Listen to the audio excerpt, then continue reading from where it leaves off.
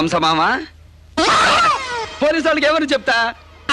కాకినాడలో ఇదే పద్ధతిలో బుల్లబ్బాయి గారిని మోసం చేసి రాజమండ్రి సెంట్రల్ జైల్లో 6 నెలలు చెప్పకూడు తినొచ్చిన పంకజం ఇదేనని చెప్పేవి కనుక కొంపలు అంటుకుపోతాయి.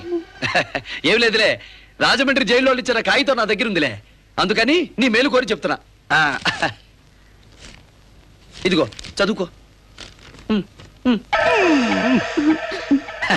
విశాఖపట్నంలో చంపకం పేరుతో సేటును మోసం చేస్తే హైదరాబాద్ జైల్లో 8 నెలలు గడిపొచ్చిందిలే. ఆ కాగితం కూడా తీసుకొచ్చా, ఎందుకన్నా మంచిదని. ఏందా చదువుకో. పంకజం, చంపకం, చిన్నపాప, పెద్ద పాప, వసంత. అబ్బో ఎన్ని పేర్లు, ఎన్ని స్టోరీలు. ఈ చరిత్ర మాత్రం పోలీసు వాళ్ళకి చెప్పమాక. చూసుకో.